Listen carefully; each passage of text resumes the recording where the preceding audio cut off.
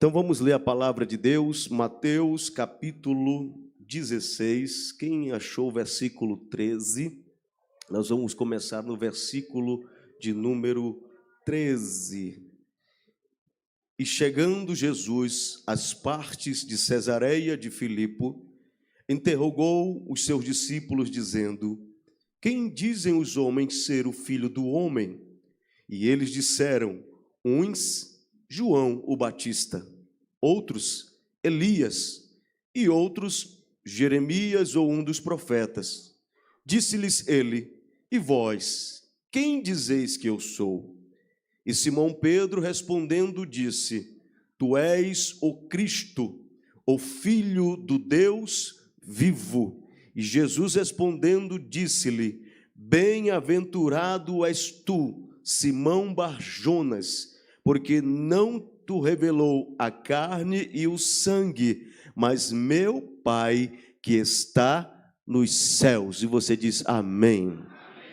Pode tomar o seu assento, fique à vontade, em nome de Jesus. Glórias a Deus para todos sempre.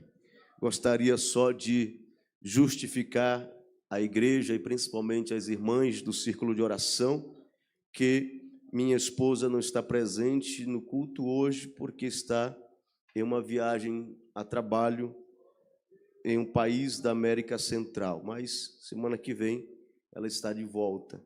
Quero louvar a Deus também pela vida de cada um dos nossos obreiros que esteve presente ontem aqui na reunião de obreiros local. Foi muito proveitosa, foi produtiva.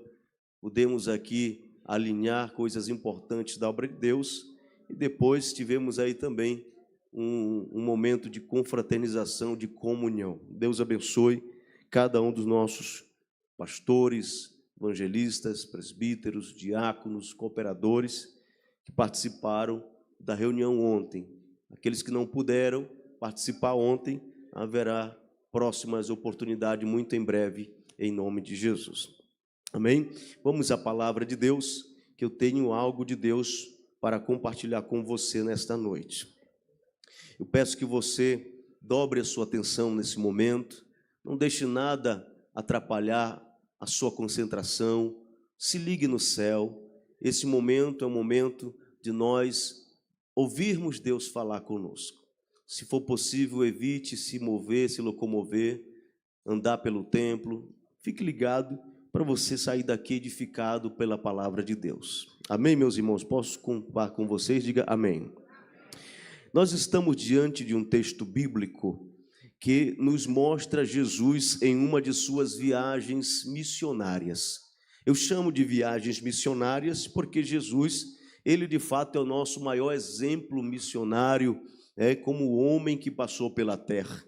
Ele viajava cidades, vilarejos, aldeias, tribos, e onde ele passava, ele pregava o evangelho do reino. Ele libertava os oprimidos, curava os enfermos e anunciava a salvação do Senhor nosso Deus.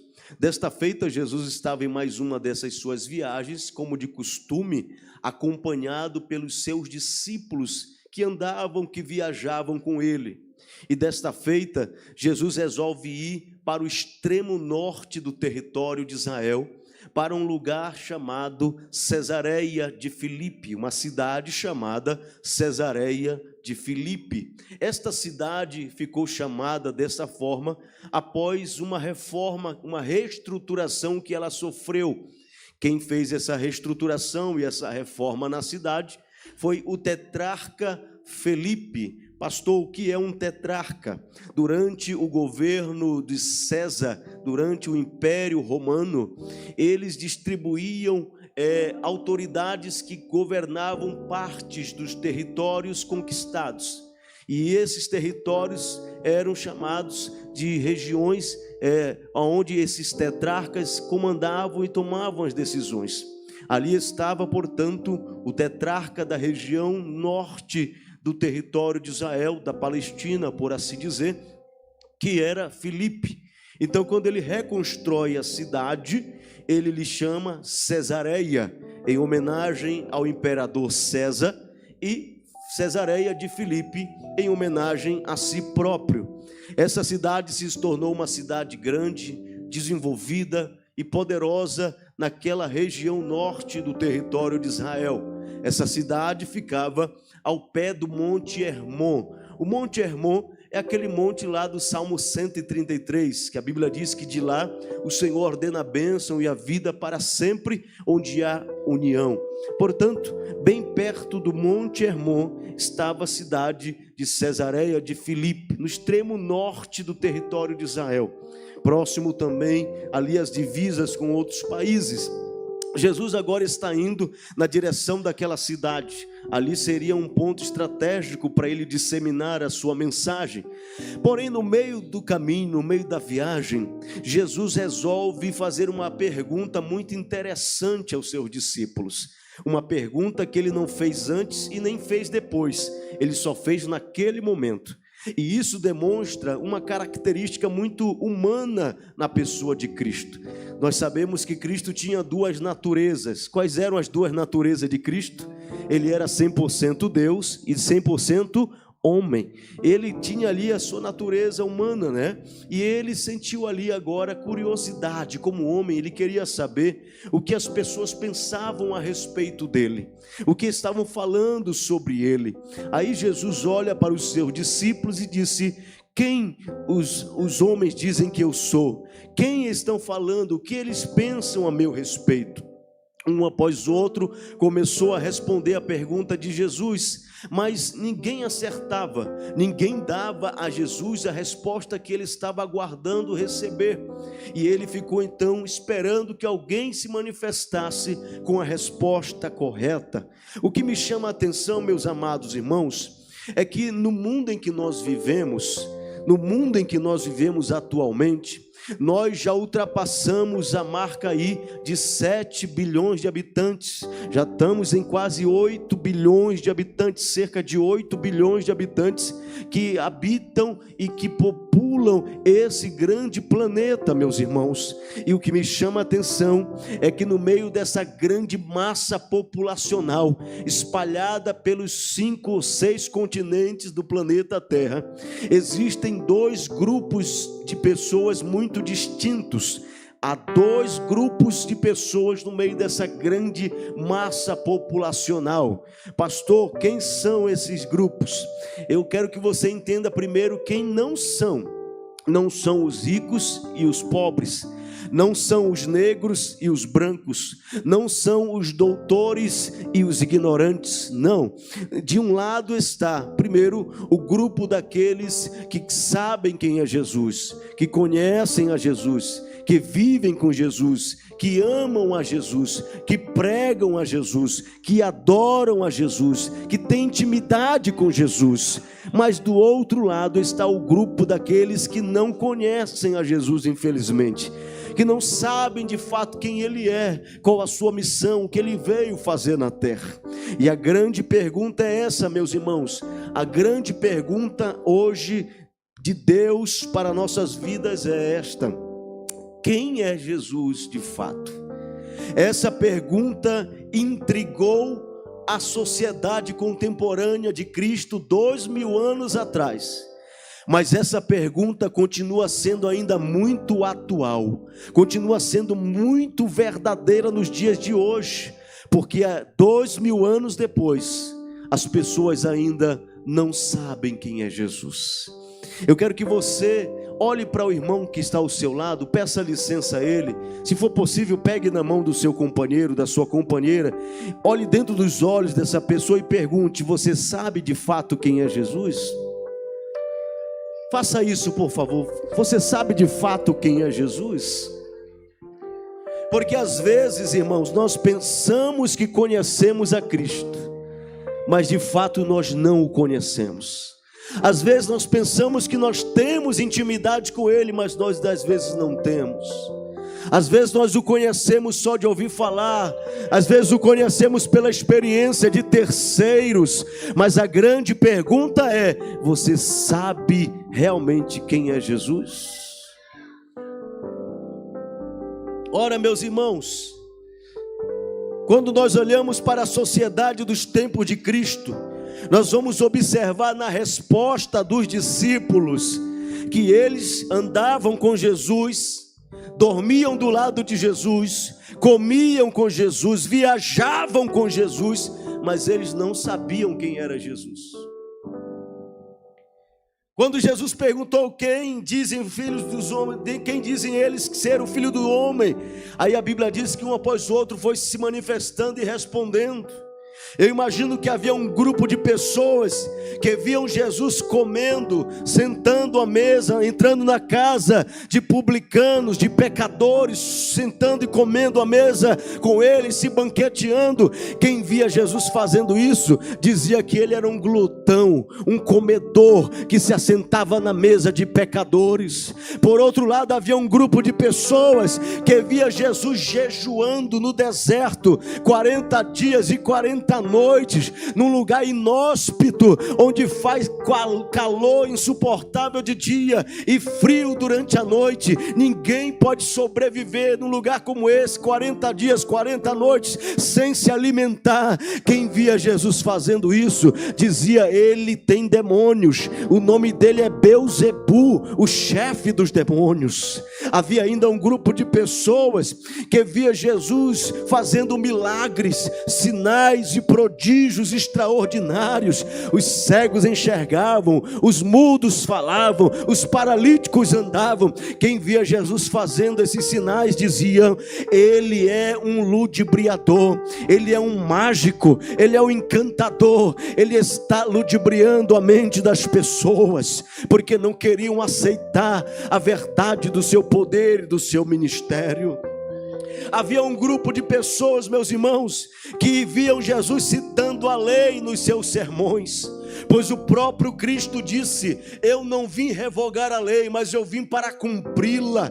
Quem via Jesus citando a lei nas suas mensagens, dizia: é Moisés que ressuscitou e está entre nós, porque foi Moisés que lá no Monte Sinai recebeu a lei de Deus e compartilhou com os nossos corações. Havia um grupo de pessoas que via Jesus pregando de uma forma diferente, de uma forma ousada, de uma forma intrépida, de uma forma com autoridade. Jesus pregava despertando nos homens a verdadeira fé no Deus genuíno. Quem ouvia Jesus pregar aquele tipo de mensagem dizia: eu sei quem ele é Elias, porque essa era a pregação de Elias. Era Elias que pregava: Deus ou Baal, Baal ou Deus, decidam a quem vocês querem servir e a quem vocês querem adorar. É Elias que ressuscitou e está entre nós. Havia um grupo de pessoas ainda, pastor Gideão, que via Jesus chorando quando consolava o coração dos aflitos. Quem via Jesus chorando, derramando lágrimas, como diante do sepulcro de Lázaro, dizia: este é Jeremias, é o profeta das lágrimas, é o profeta chorão que ressuscitou dos mortos e veio nos anunciar o reino de Deus. Havia um grupo ainda, pastor, aleluia, Eduardo, que via Jesus pregar uma mensagem dura, uma mensagem de arrependimento, uma mensagem para se converter. Sabe aquele tipo de mensagem que arranca toco? Jesus, quando pregava assim, a quem ouvia dizia: ei, eu sei quem ele é João Batista.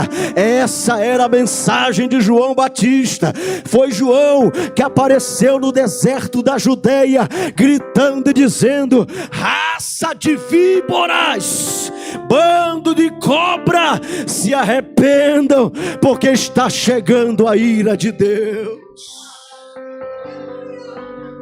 Havia um grupo de pessoas ainda que ouviam Jesus falar e ensinar como quem tem uma palavra doce, uma palavra suave, uma mensagem que confortava, que ensinava, que enchia o coração deles de alegria. Quem ouvia Jesus ensinar com essa autoridade dizia: esse homem é diferente, esse homem prega diferente, esse homem fala diferente. Ele não é como os líderes religiosos que nós estamos acostumados a escutar. Ele não é um escriba, ele não é fariseu, ele não é um saduceu, ele não é zelote. Quem ele é? Eu não sei quem ele é. Eu só sei que ele fala com autoridade, ele prega com autoridade, ele tem poder na sua palavra.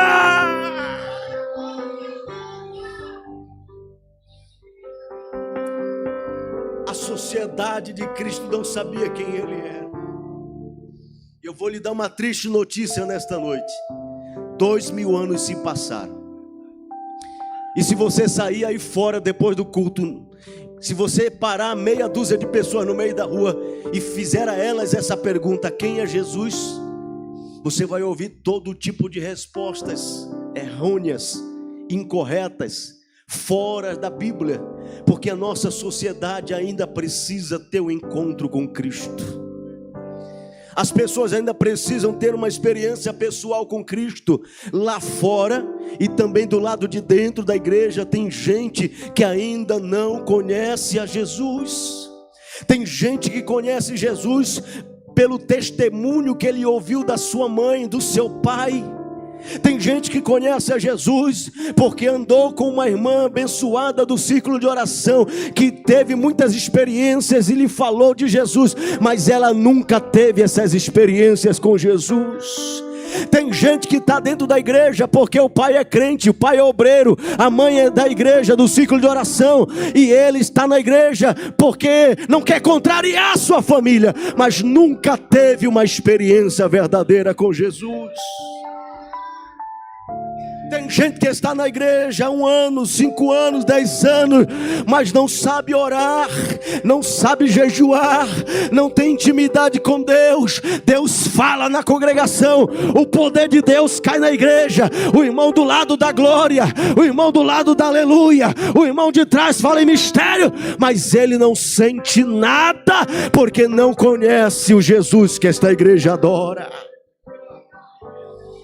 Olha para a pessoa que está do teu lado e pergunta de novo, e agora ele vai entender essa pergunta. Pergunta de novo: você sabe quem é Jesus realmente? Você sabe quem é Jesus realmente?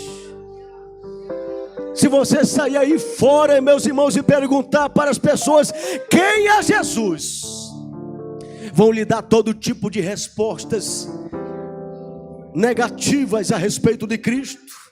Já disseram por aí, pastor Francisco, que Jesus ele era um filósofo. Colocaram Jesus no mesmo nível de Sócrates, de Aristóteles, de Platão. Colocaram Jesus como homem que busca a sabedoria, porque isso é que faz um filósofo. Um filósofo nunca está satisfeito com o conhecimento e a sabedoria que tem, ele sempre busca mais. Mas quem disse que Jesus era um filósofo se enganou feio.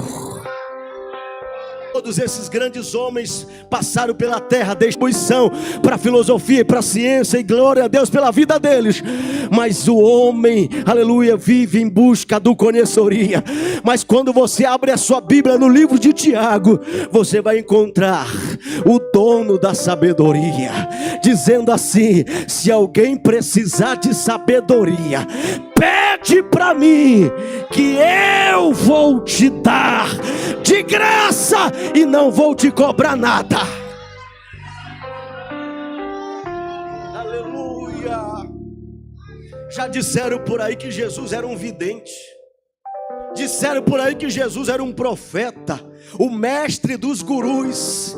Mas os profetas, os gurus, os videntes falam por si mesmos ou por meio de entidades ou de adivinhação. O Jesus que esta igreja serve, ele não era um profeta qualquer, ele não era um vidente nem um guru, não. O meu Jesus, pelo contrário, ele é aquele que fala e coloca a palavra na boca dos profetas verdadeiros.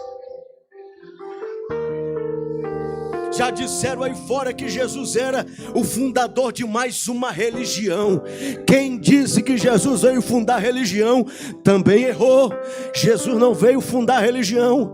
Dizer que Jesus é o líder religioso é colocar Jesus, aleluia, no mesmo nível de Buda, o fundador do budismo. É colocar Jesus no nível de Maomé, o líder do Islã, dos muçulmanos, presbítero Amarildo. É colocar Jesus no mesmo nível de Confúcio, o líder lá da religião confucionismo lá da Ásia. É colocar Jesus no mesmo nível de Ellen White, a grande profetisa e líder do adventismo do sétimo dia. É colocar Jesus no nível de Russell, o grande líder das testemunha de Jeová. Colocar Jesus como fundador de uma religião, é isso. Mas eu vou dizer uma coisa para você: todos esses líderes religiosos, Joseph Smith, que fundou o mormonismo, ouvindo a revelação de um anjo chamado Moroni, todos esses homens e mulheres passaram pela terra, fundaram as suas igrejas, fundaram as suas religiões, deixaram as suas doutrinas, morreram e estão mortos até hoje. Só tem o pó, se tiver, só está o pó lá na sepultura deles.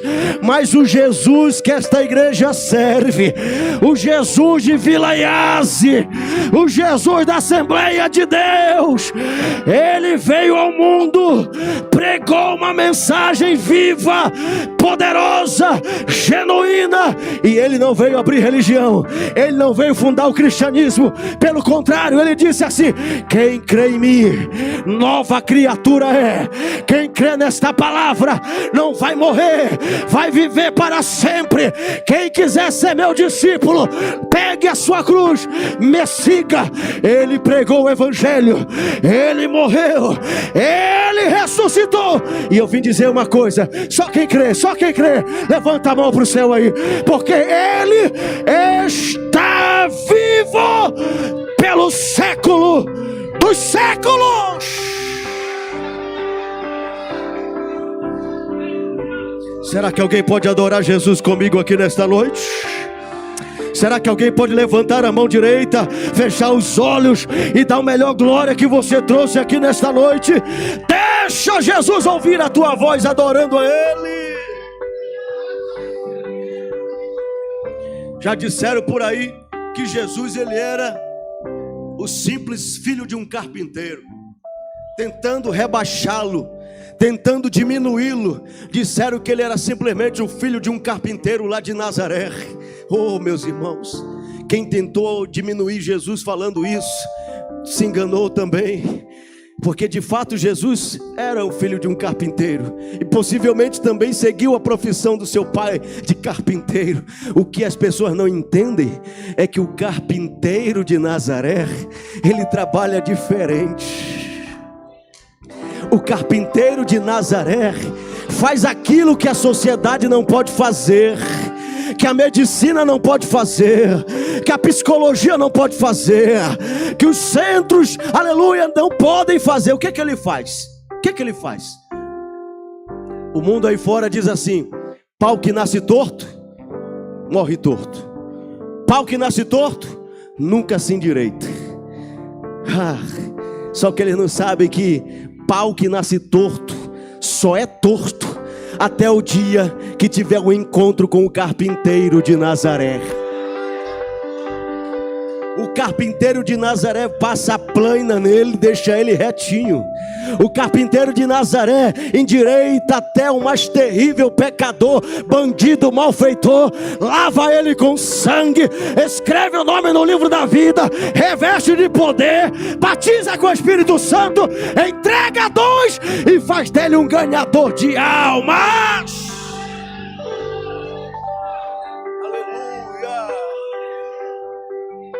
Já disseram aí fora que Jesus era um ladrão. Disseram que Jesus era um ladrão, irmãos. Quem disse isso? Herodes. Quando os reis magos vieram perguntar pelo rei que estava nascendo, porque foram guiados pela estrela, ele achou que Jesus vinha usurpar o seu trono, mandou matar, mandou fazer uma chacina, exterminar crianças do sexo masculino de 2 anos para baixo, porque ele queria matar o usurpador trono, o ladrão do trono. O que ele não entendia é que Jesus não precisa roubar o trono de ninguém. Por quê? Porque o Salmo 24 já diz que ele é o Rei da glória. Ele é o Rei da glória. Levantai, ó portas, as vossas cabeças, para que entre o Rei da glória. Será que tem alguém aqui que pode levantar a sua mão e dizer glória ao Rei, glória ao Rei? Já disseram aí fora que ele era uma espécie de cientista. Colocaram Jesus no nível de grandes nomes da ciência, como Isaac Newton, o homem que fez diversas leis da nossa ciência, o descobridor da lei da gravidade. Colocaram Jesus no nível de Albert Einstein, colocaram Jesus no nível de grandes cientistas que marcaram a história da humanidade. Mas deixa eu te dizer uma coisa, erraram de novo feio. Disseram que Jesus era um cientista nos seus primórdios, porque ele conseguiu, antes de todo mundo, transformar substâncias. Ele conseguiu lá, num casamento de Caná da Galileia, transformar H2O, a fórmula da água, em outra substância, a fórmula do vinho. Isso não é truque de ciência, isso não é combinação de fórmulas, isso não é arte da ciência, não.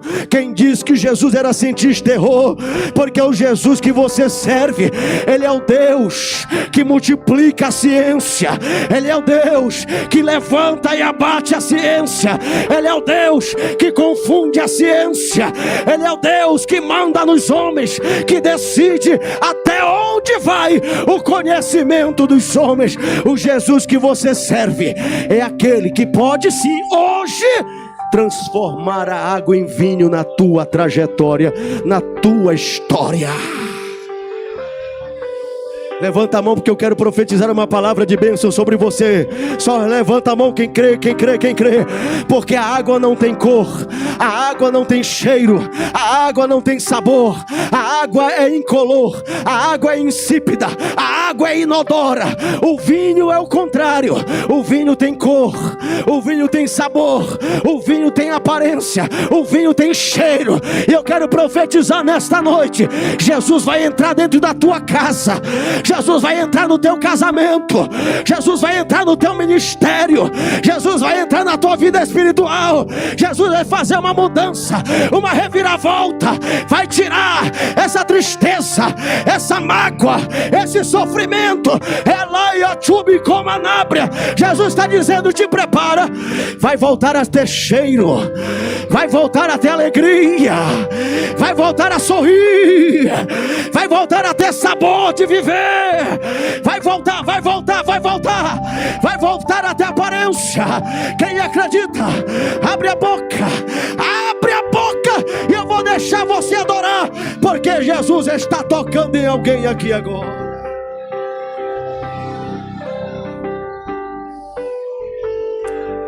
Só quem está recebendo adora Jesus comigo aqui. Eu vou dar 30 segundos para você fazer barulho de adoração. Eu vou dar 30 segundos para você fazer barulho de glória a Deus misturado com aleluia. Eu não sei o que vai acontecer aqui nesta noite. Eu só sei de uma coisa: Jesus vai mudar a história de alguém que entrou aqui hoje.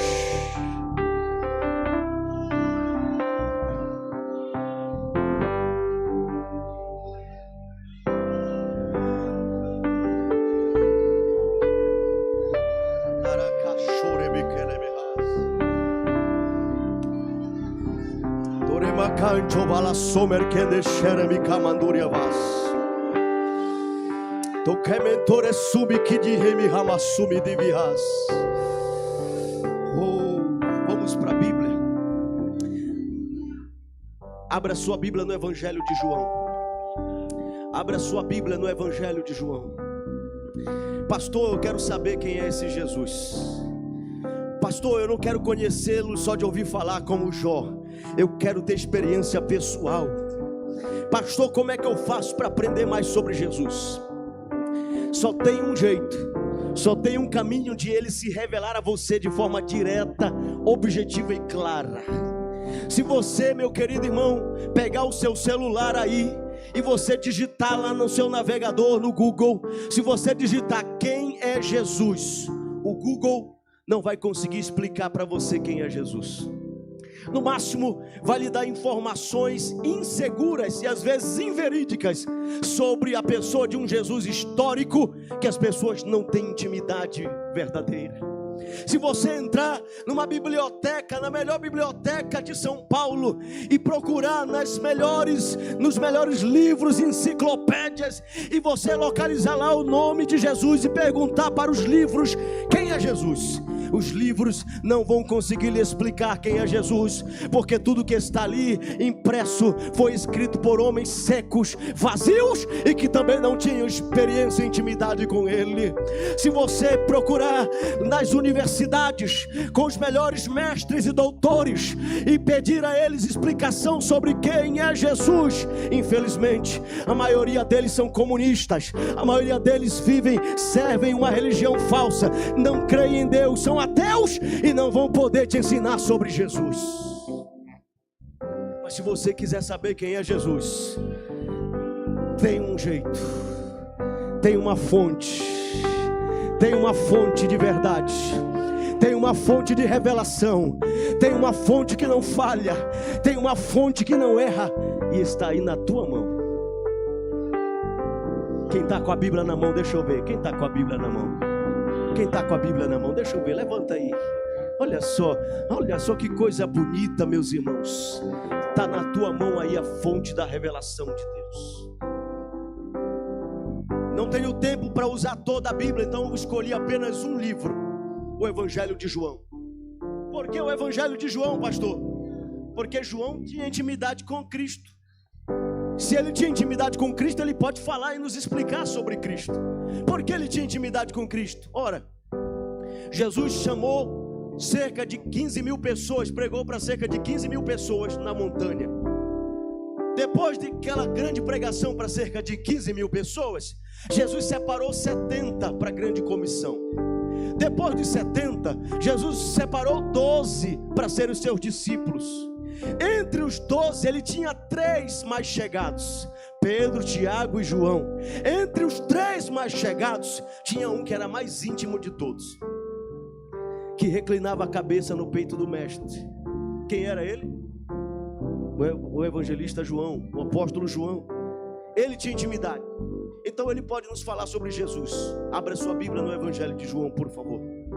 Você vai observar que em cada um dos 21 capítulos de João, ele fez questão de descrever Jesus de uma forma diferente, de uma forma clara, de uma forma poderosa e prática. Por exemplo, no capítulo 1 de João, ele vai descrever que Jesus é o Filho de Deus. Ele vai começar no capítulo 1, versículo 1, dizendo que no princípio era o Verbo estava com Deus, o Verbo era Deus, e o Verbo de Deus se tornou carne e habitou entre nós. No versículo 12 ele vai continuar dizendo, aleluia, mas a todos quantos o receberam, deu-lhes o poder de serem feitos filhos de Deus. Somente quem é filho de Deus, o unigênito filho de Deus, pode nos elevar ao nível também de filhos de Deus. João está dizendo que Cristo, ele é o Filho de Deus enviado para a salvação da humanidade. Não existe outro caminho, não existe outro meio para o homem chegar ao Pai, aos céus e à salvação, a não ser através do Filho de Deus, chamado Jesus. No capítulo 2, João vai dizer que Jesus, ele é o Filho do homem.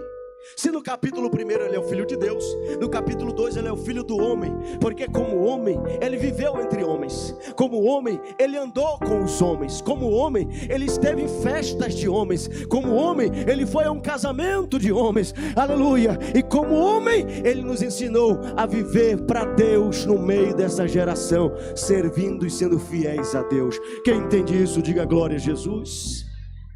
No capítulo 3, João vai dizer que Jesus é o mestre divino, porque um dos maiores mestres de Israel, chamado Nicodemos, veio à noite com Jesus e perguntou: o que eu faço para herdar a salvação? O que eu faço para ser salvo? Jesus ensinou o mestre Nicodemos com a sua sabedoria poderosa e disse: em verdade te digo, quem não nascer de novo, quem não nascer da água e do Espírito, não poderá entrar no reino de Deus, no reino dos céus. No capítulo 4, João vai dizer que ele é o ganhador de almas, porque através de uma só samaritana, ele ganhou toda a cidade de Samaria. No capítulo 5, ele é o médico por excelência, porque ele chega diante do tanque de Betesda, havia uma multidão de doentes, ele para diante de um paralítico, que há 38 anos não andava, e disse: homem, tu queres ser curado? Eu quero, Senhor, mas não posso. Toda vez que a água é agitada, alguém entra primeiro, eu não tenho quem me carregue. Jesus disse: hoje é diferente. Hoje quem está falando contigo é o médico dos médicos. Levanta, toma o teu leito e anda. No capítulo de número 6, ele vai dizer que Jesus é o pão da vida, porque Jesus disse: eu sou o pão da vida. Aleluia. No capítulo 7, ele vai dizer que Jesus é a água da vida. Jesus diz que quem crê em mim, do seu interior fluirão rios de água viva. No capítulo 8, ele é o defensor do fraco. Pegaram uma mulher na prática do pecado de adultério, iam apedrejá-la até a morte, conforme a lei mosaica. Perguntaram para Jesus: e aí, tu concordas com isso? Jesus, que estava escrevendo na areia, parou, olhou para eles e disse: quem de vocês não tiver nenhum pecado pode começar a tirar a primeira pedra. E voltou a escrever na terra. Um por um de mansinho foi saindo, largando a sua pedra, porque diante da defesa de Jesus, ninguém pode te apontar, ninguém pode te acusar, ninguém pode te julgar. Jesus é quem te perdoa na terra dos viventes.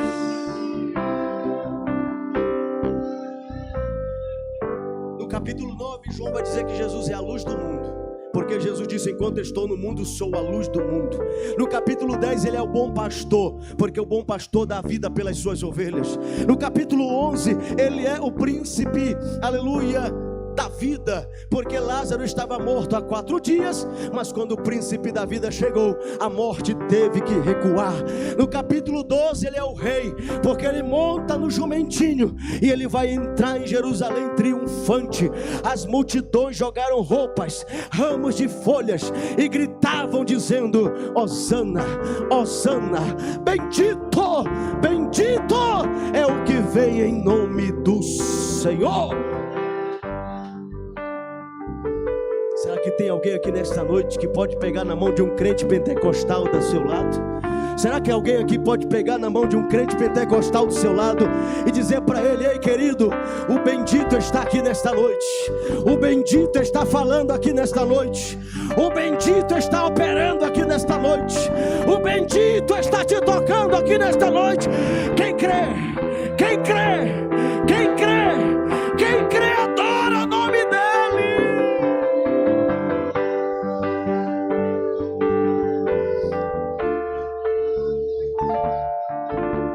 Disseram por aí, e João vai dizer que Jesus, ele era o servo. No capítulo de número 13, João vai apresentar Jesus como servo. Por que servo? Porque ele deu o maior exemplo de humildade, lavando os pés dos seus discípulos. O problema de muita gente hoje, irmãos, é que as pessoas não querem mais servir, as pessoas não querem mais obedecer ordens, as pessoas querem mandar, querem decidir tudo. E Jesus deu o exemplo, disse: ei, se você quiser ser servido, primeiro aprenda a servir. Primeiro, se você quiser ser grande, se torne pequeno. Vai lavar os pés dos teus irmãos.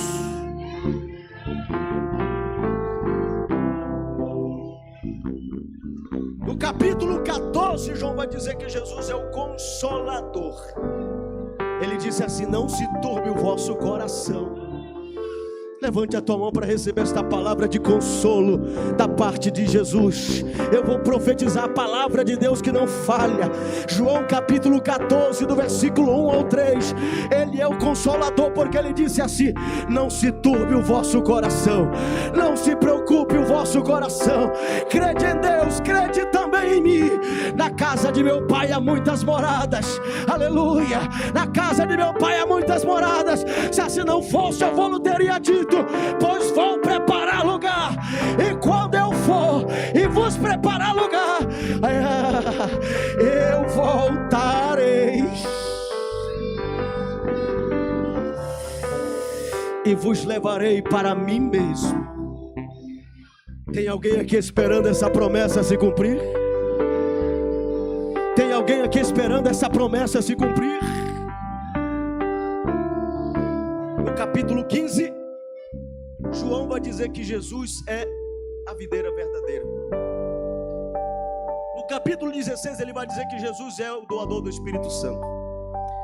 Não vos deixarei órfãos, enviarei outro Consolador. No capítulo 17 ele é o grande intercessor. Ele orou por mim, ele orou por você, ele orou pela tua família, ele orou por todos aqueles que hão de crer nesta mensagem ainda. Quantos estão debaixo da oração intercessória de Jesus? No capítulo 18 ele é o sofredor modelo. Ele foi açoitado, ele foi cuspido, ele foi esbofeteado, ele sofreu o que tinha que sofrer, mas ele não desistiu da sua chamada e da sua missão. Deixa Deus usar você para falar com quem está do teu lado. Diga: meu irmão, não desista diante do sofrimento. Não desista diante do sofrimento. Jesus sofreu muito mais e aguentou até o final. Ele é o sofredor modelo. No capítulo 19, João vai dizer que ele é o Cristo crucificado. Está lá pendurado entre dois ladrões no monte chamado Caveira. Fez isso porque este era o seu ministério e ele não largou a sua cruz. Mas no capítulo de número 20, aquele Cristo que no capítulo 19 foi crucificado e morreu, no capítulo 20, as mulheres, as Marias, foram domingo de manhã cedo levar óleo unguento para ungir o corpo do mestre, para embalsamar o corpo do mestre, para perfumar o corpo do mestre. Mas quando elas se aproximavam da tumba, elas viram que a pedra estava fora do lugar. A pedra que selava o túmulo estava removida. Eis que um varão de branco estava sentado na porta. O varão de branco olhou para ele e disse: o que vocês estão fazendo aqui? O que vocês estão fazendo aqui? A quem vocês estão procurando? Vocês procuram quem entre os mortos? Ele já ressuscitou, ressuscitou, ressuscitou.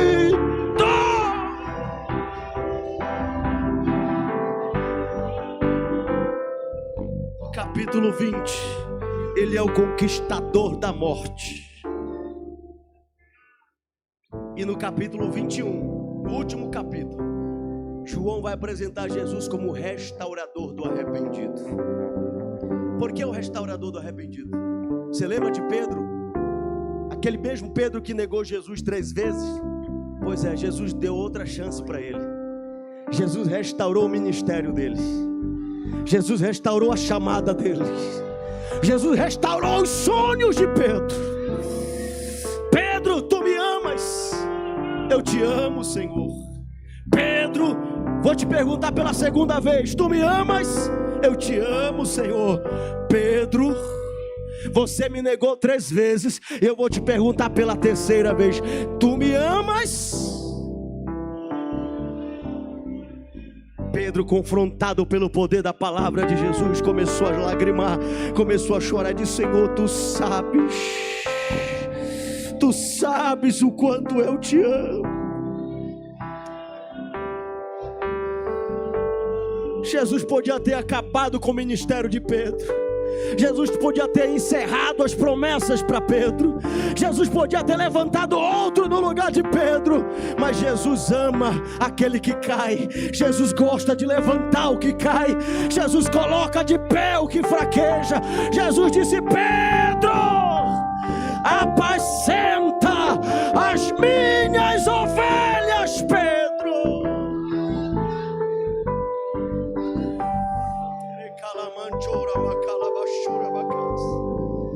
Fecha os teus olhos aí onde tu estás. Eu estou sentindo uma graça de Deus caindo sobre a igreja aqui nesta noite.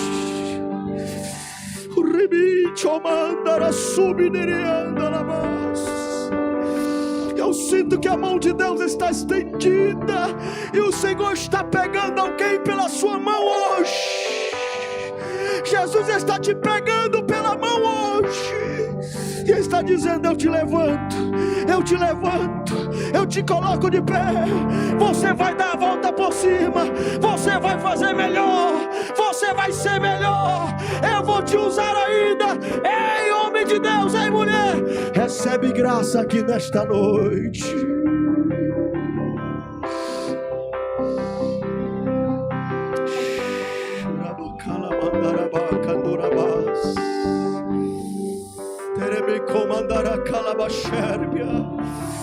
Jesus vai apagar o teu passado. Jesus vai apagar a tua história passada. Jesus vai te dar uma história nova, diferente, transformada. Jesus vai pegar você pela tua mão e dizer: ei, eu ainda tenho negócio na tua vida. Eu ainda tenho sonhos para realizar. Eu ainda tenho projetos para realizar. Será que alguém levanta a mão e recebe esta palavra? Jesus está falando com você.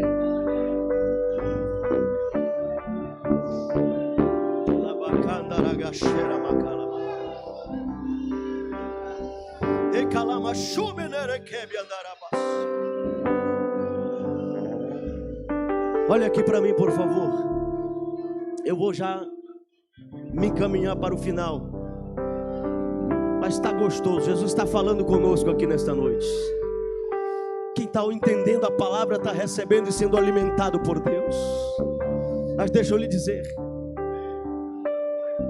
eu queria, presbítera Dinael, que tivesse aqui hoje alguns personagens da Bíblia.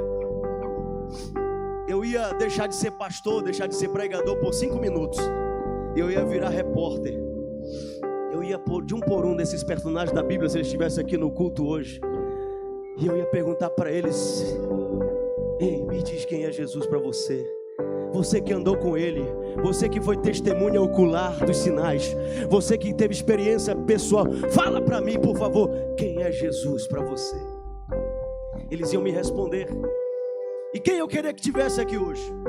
Eu queria que tivesse aqui hoje, meus irmãos, no meio das irmãs do círculo de oração. No meio do círculo de oração, eu queria que tivesse aqui a viúva de Naim.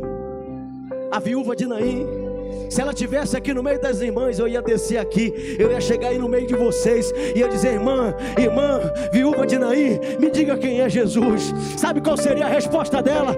Ela ia dizer assim: pastor Bruno, eu vou lhe dizer quem é Jesus. Me diga quem é Jesus. Ela ia dizer assim: Jesus é aquele que quando eu já tinha perdido o meu marido e tinha perdido o meu filho, estava chorando, destruída, sem sonho, sem projeto, sem esperança. Ele parou a multidão, ele parou o sepultamento. Ele disse: mulher, não chores mais.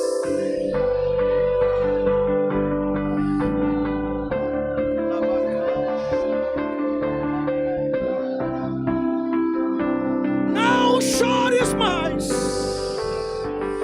Quem está entendendo o que Jesus está falando aqui? Quem está entendendo o que Jesus está falando aqui? Não chores mais.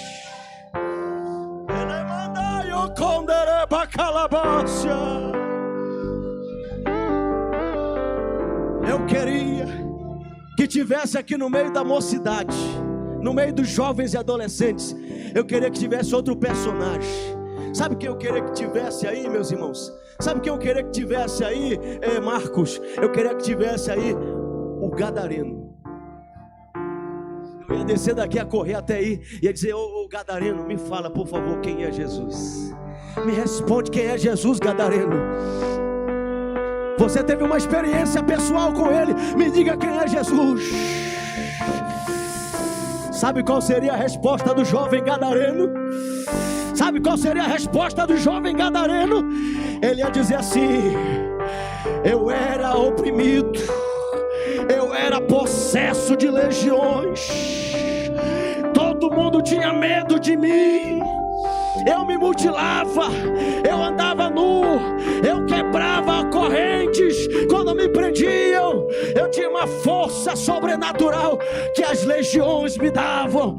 Mas um dia alguém desembarcou no lago de Genezaré, e quando ele pisou na terra, os demônios sentiram o impacto da glória.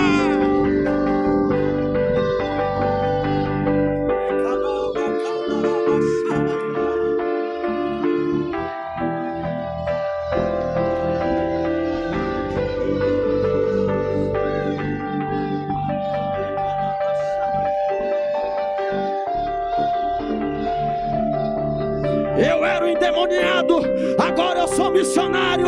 Eu era possesso, agora eu sou ganhador de almas. Quem crê, quem crê, quem crê nesse Jesus que liberta?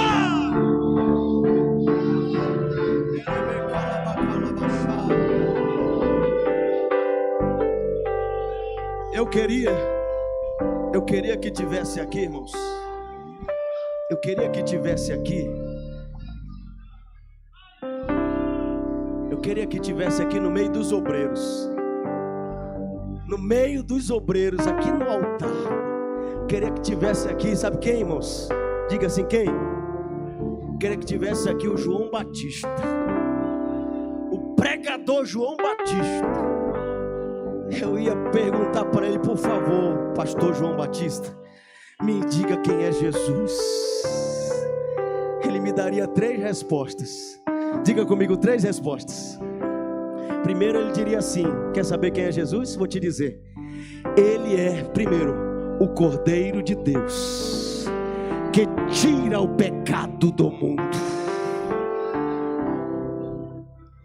Segundo, ele ia dizer assim: eu sou tão pequeno diante dele, ele é tão grande, mas tão grande, tão poderoso, que eu não sou digno nem de me ajoelhar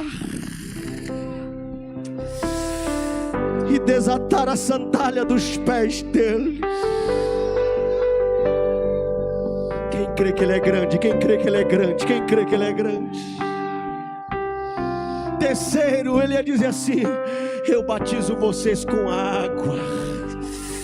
A água lava por fora, a água limpa por fora, mas aquele que está vindo aí, aquele que está chegando aí depois de mim, ele vos batizará com o Espírito Santo e com fogo, fogo, fogo, fogo.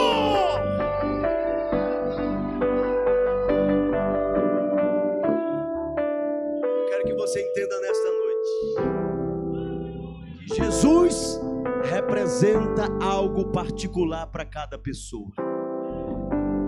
Por quê? Porque o que Jesus fez na minha vida é diferente do que ele fez na vida do pastor Anderson. O que Jesus fez na tua vida é diferente do que ele realizou na vida da pessoa que está aí do teu lado.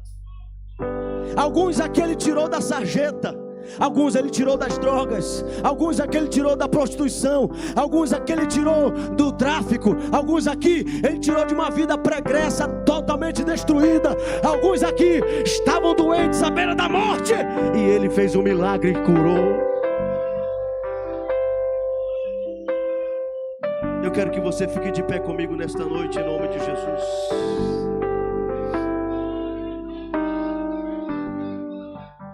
Fica de pé comigo nesta noite. Fica de pé comigo nesta noite.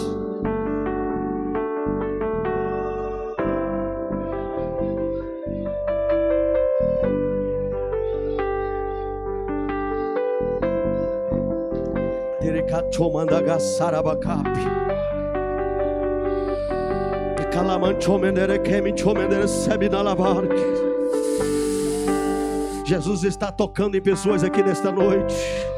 Jesus está renovando pessoas aqui nesta noite. Jesus está enchendo pessoas aqui nesta noite. Jesus vai dar experiência nova para pessoas que estão aqui nesta noite.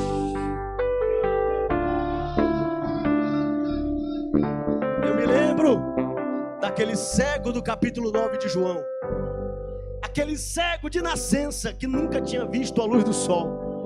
Cego de nascença, nunca tinha visto nada na vida. Jesus chegou diante dele. Jesus cuspiu na terra, fez um lodo, aplicou nos olhos do cego e disse: vai te lavar lá no tanque de Siloé. Enquanto ele ia no meio do caminho, os seus olhos se abriram e ele começou a enxergar tudo para a glória do nome do Senhor. Perguntaram para ele: quem fez isso? Quem te curou? Quem tocou em você? Sabe qual foi a resposta dele? Eu não sei quem fez. Eu não conheço ele. Eu não vi a aparência, a fisionomia dele. Eu só sei dizer uma coisa: quem me tocou foi o homem chamado Jesus.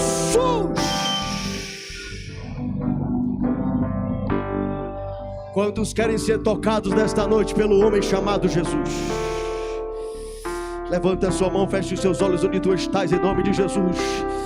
Eu vou profetizar que o homem chamado Jesus vai te tocar agora. Eu vou profetizar que o homem chamado Jesus vai curar pessoas aqui agora. Eu vou profetizar que o homem chamado Jesus vai tocar na alma de alguém aqui agora. Ele pode te batizar hoje. Ele pode te renovar hoje. Ele pode te encher hoje. Pode ser hoje a noite do teu milagre. Fecha os teus olhos. Fecha os teus olhos. Abra a tua boca. Jesus vai tocar em alguém aqui nesta noite. Tem algo novo para acontecer na tua vida. Tem algo extraordinário para acontecer na tua história. Tu és Deus, Senhor. Vai começar uma grande obra neste lugar. Levanta a tua mão ao céu comigo em nome de Jesus.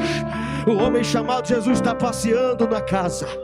O homem chamado Jesus está passeando no ambiente. O homem chamado Jesus está dizendo: eu tenho mais para a tua vida. Eu tenho mais para a tua história. Eu tenho mais para a tua casa.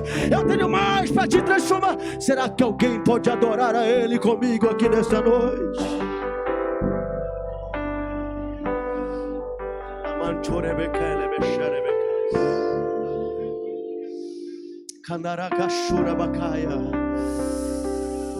Mateus, me ajude aqui com um louvor, Mateus. Eu peço que você segure na mão de alguém que está do seu lado, por favor. Da direita, da esquerda. Pegue na mão dessa pessoa ungida, abençoada por Cristo. E agora é o seguinte, olha aqui para mim, por favor. Nós vamos fazer a mesma pergunta que nós fizemos no começo. Mas dessa vez eu peço que você dê uma resposta para o seu companheiro aí. Você vai ter que dar uma resposta para o seu vizinho.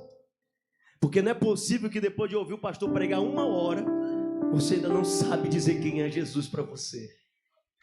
O que Ele fez na tua vida, o que Ele está fazendo na tua história. Eu quero que você olhe para a pessoa bonita que está do teu lado. Pergunte para essa pessoa: quem é Jesus?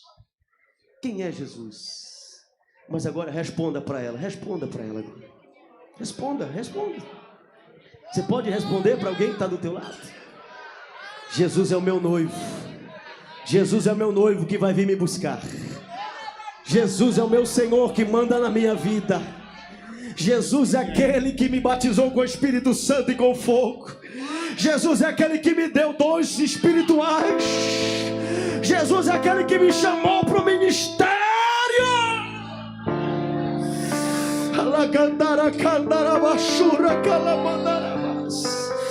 Pode cantar, pode adorar.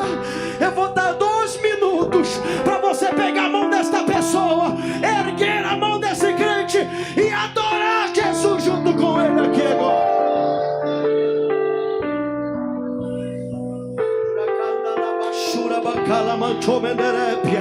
Abre a boca. Abre a boca, adorador. Abre a boca, adoradora. Enquanto a igreja manda glória para o céu, Deus vai mandar vitória aqui embaixo. Enquanto a igreja manda glória para cima, vai descer vitória aqui no meio da congregação. Só quem crê, adore a Jesus comigo agora.